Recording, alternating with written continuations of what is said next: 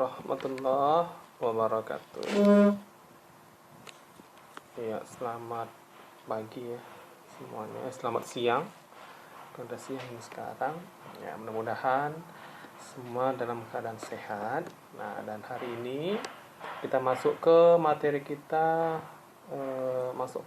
kita pelajaran fisika ya, yaitu getaran dan gelombang. Oke, baik. Yang pertama yang mau kita bahas itu adalah tentang getaran ya. Nah, jadi apa itu yang dimaksud dengan getaran? Getaran itu adalah gerakan bolak-balik suatu benda melalui titik kesetimbangan. Ya, itu yang disebut dengan getaran. Nah, perhatikan gambar ini. Ini merupakan sebuah gambar satu bola dia diikat dengan seutas tali, kemudian digantungkan, lalu kita ayunkan ke A ataupun ke C ya.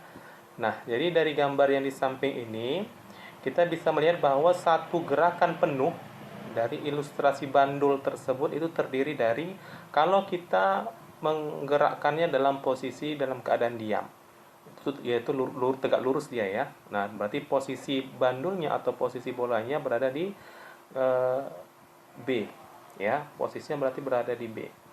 Nah, pada saat dia di B, kita gerakkan ke A.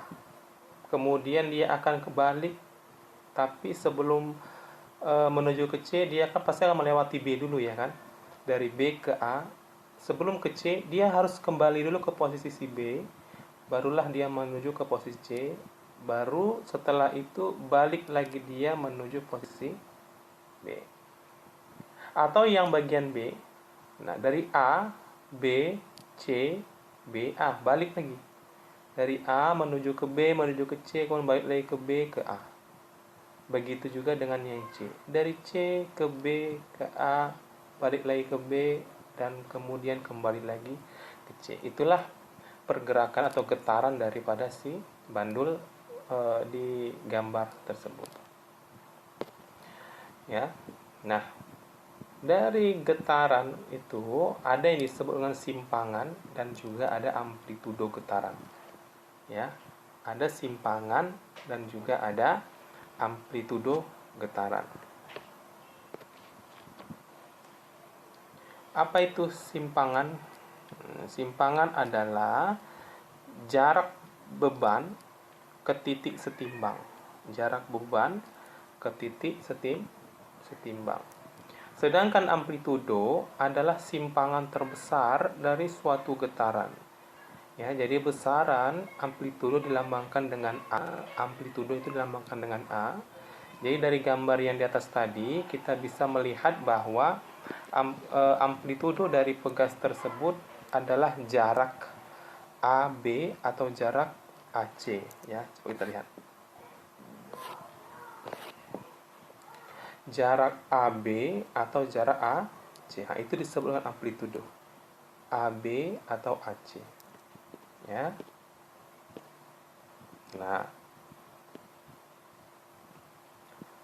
Nah, perhatikan gambar yang di samping ini ya. Perhatikan dulu sedikit. Nah, jadi di sini itu ada, ini ibaratkan per ya. Per yang ada bebannya sebesar bola. Kemudian ini kita tarik menuju A. Setelah ditarik kita lepaskan, dia akan bergerak menuju si C, tapi dia melewati A dulu, baru nanti kembali lagi ke posisi A ya. Nah, itu untuk gambarnya. Nah, jadi gambar yang di samping ini ya, kita bisa lihat jika titik setimbangnya itu berada pada huruf A. Nah, berarti titik kesetimbangannya, titik normalnya benda itu kalau hanya kita gantung dengan sifar tadi, tidak ada tarikan ya di bandul tersebut, maka titik setimbangnya berada di posisi A. Nah, ketika jarak beban ke titik setimbang 1 cm, jarak beban ini 1 cm, ketika jarak beban ke titik setimbang itu 3 cm ini ya 1 cm, maka kita katakan simpangannya sebesar 1 cm. Ya, jika jarak beban ke titik kesetimbangan ini 1 cm, maka simpangannya kita sebut sebesar 1 cm. Dan jika jarak beban ke titik setimbang itu 3 cm, maka kita katakan simpangannya adalah 3 cm. Jadi ini 3 cm misalnya seperti itu kan. Nah, jadi demikianlah seterusnya. Jadi simpangan berubah setiap waktu karena benda mendekati atau menjauhi titik setimbang, ya. Itu kesimpulannya. Nah, itu tadi simpangan dan juga amplitudo. Bagaimana yang kedua itu periode getaran, ya. Jadi periode getaran itu adalah waktu yang diperlukan benda untuk melakukan suatu getaran. Ya, periode getaran adalah waktu yang diperlukan benda untuk melakukan suatu getaran. Di mana periode getaran ini dilambangkan dengan huruf T besar. Ya, untuk menentukan periode getaran ini, kita dapat mengukur langsung waktu yang diperlukan untuk melakukan satu getaran penuh. Ya, untuk menentukan periode getaran, kita dapat mengukur langsung waktu yang diperlukan untuk melakukan satu getaran penuh. Nah, namun cara mengukur semacam ini sering sekali menimbulkan kesalahan dikarenakan salah satu getarannya biasanya berlangsung sangat singkat. Itu kekurangan dari cara seperti itu. Nah, jadi oleh karena itu biasanya kita mengukur waktu yang diperlukan benda untuk melakukan sejumlah getaran. Periode getaran dapat dihitung dan waktu yang tercatat dibagi dengan jumlah daripada getaran, ya. Nah, jadi untuk mempermudahnya kita bisa membuat rumus, yaitu T sama dengan T besar, ya, periode sama dengan T kecil dibagi dengan N besar, atau T besar sama dengan 1 per F, ya, di mana T itu berupa periode getaran, satuannya skon, ya, karena waktu tadi kan. Kemudian N-nya adalah jumlah getaran, banyak jumlah berapa. Dan yang T-nya yaitu waktu yang diperlukan untuk melakukan satu kali getaran. Ya, waktu yang diperlukan untuk melakukan satu kali getaran.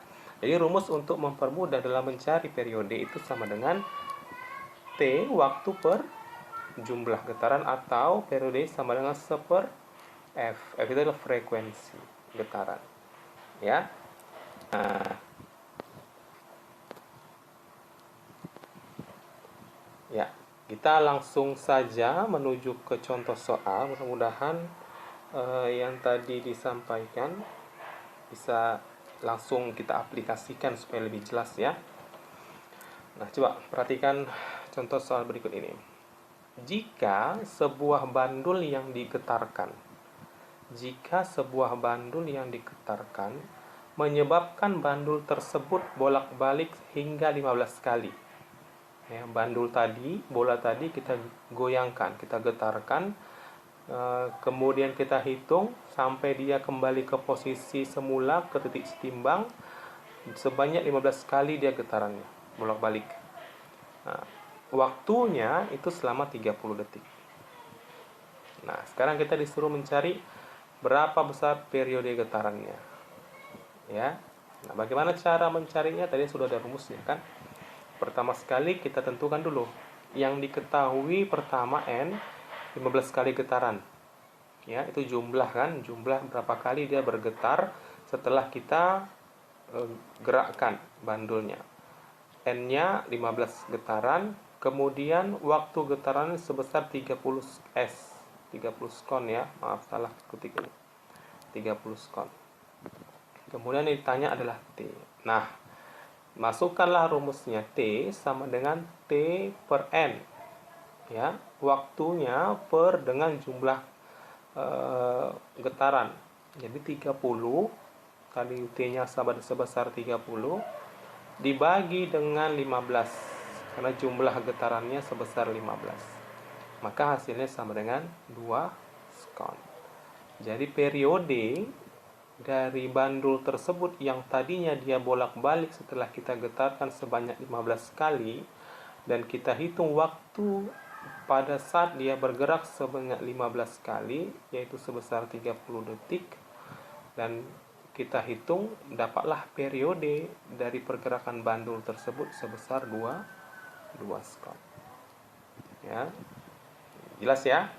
Oke. Nah, satu lagi. Kita coba contoh soal. Bandul ya. Bandul ayunan sesuai gambar pada bergerak dari A ke C yang ada di gambarnya. Nah, ini. Bergerak dari A ke C. Dari A ke C. Memerlukan waktu 1/40 detik. Ya, dari A ke C waktunya 1/40 detik. Maka berapa besar periode ayunan yang ditanya di sini? Berapa besar periodenya? Nah,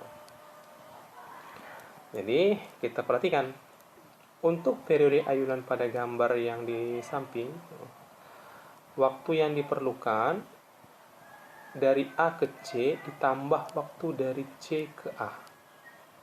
Jadi dengan demikian periode ayunannya itu yakni T sama dengan 1/40 ditambah 1/40 sama dengan 2/40 dan sama dengan 1/20.